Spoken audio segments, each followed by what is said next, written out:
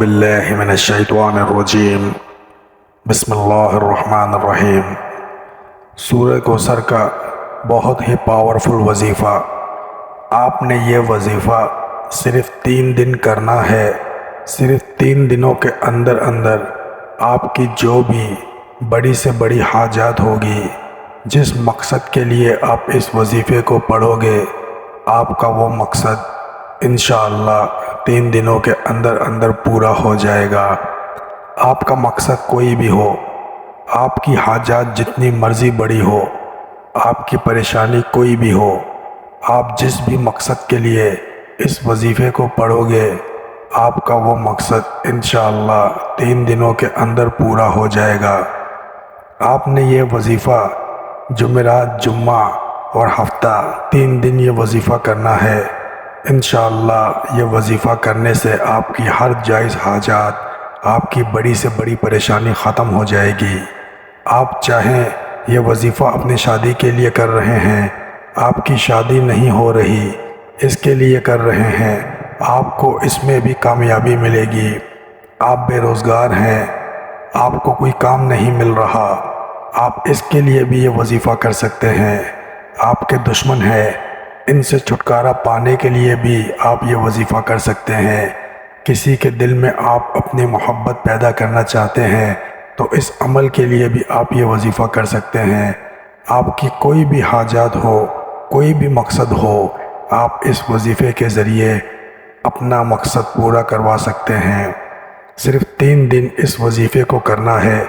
انشاءاللہ 3 دن کے اندر اندر آپ کا ہر مقصد پورا ہو جائے گا۔ اس وظیفہ کو شروع کرنے سے پہلے درود شریف لازم پڑھیں۔ آپ نے وظیفہ کس طرح کرنا ہے؟ آپ نے سورہ کوثر پڑھنی ہے۔ سورہ کوثر قرآن پاک کی سب سے چھوٹی سورت ہے۔ یہ سورت قرآن پاک کے 3 پارے میں ہے۔ آپ نے جمعرات کو یہ وظیفہ کرنا ہے، ہفتہ ہو یہ وظیفہ ختم کرنا ہے۔ 3 دن آپ نے یہ وظیفہ کرنا ہے۔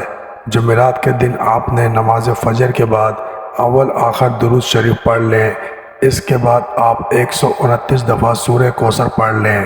صبح نماز فجر پڑھ کر اس وظیفے کو کریں، پھر نماز عصر پڑھ کر اس وظیفے کو کریں، پھر اول آخر درود پڑھ لیں، پھر درمیان میں 129 دفعہ سورہ کوثر پڑھ لیں، اور اسی طرح ہی آپ نے نماز عشاء کے بعد اسی طرح روٹین سے آپ یہ وظیفہ کریں گے۔ اسی طرح 3 دن آپ نے یہ وظیفہ کرنا ہے۔ آپ کی کوئی بھی حاجات ہے، کوئی بھی مقصد ہے، اس کو ذہن میں رکھ کر آپ نے یہ وظیفہ کرنا ہے۔ وظیفہ کرتے وقت پورا دھیان آپ کا وظیفے پر ہونا چاہیے، دل میں کوئی بھی شک نہیں لے کر آنا، پورا دھیان اور وظیفے پہ رکھنا۔ آپ نے یہ وظیفہ کرنا ہے۔ انشاءاللہ وظیفے کو کرنے کے بعد آپ کی اللہ سے دعا مانگو گے، قبول ہوگی۔ اس وظیفے کو پڑھنے کی ہر بھائی بہن کو اجازت ہے۔ اس کو پڑھنے کی کسی سے بھی اجازت لینے کی ضرورت نہیں، اور صدقہ جاریہ سمجھ کر اس وظیفے کو لازمی شیئر کریں، اور کمنٹ میں اللہ کے 99 ناموں میں سے کوئی بھی ایک پیارا سا نام کمنٹ کر دیں۔ ناظرین کرام، امید کرتا ہوں آج کی یہ ویڈیو آپ کو پسند آئی ہوگی۔ مزید ایسے وظائف، احادیث، اسلامک واقعات کے لیے ہمارے یوٹیوب چینل اسلامک انفارمیشن کو سبسکرائب کریں اور بیل آئیکن کو ضرور پریس کریں، تاکہ ہماری ہر نئی آنے والی ویڈیو کا نوٹیفیکیشن آپ کو بر وقت مل سکے۔ ملتے ہیں اگلی ویڈیو میں، تب تک کے لیے اللہ حافظ۔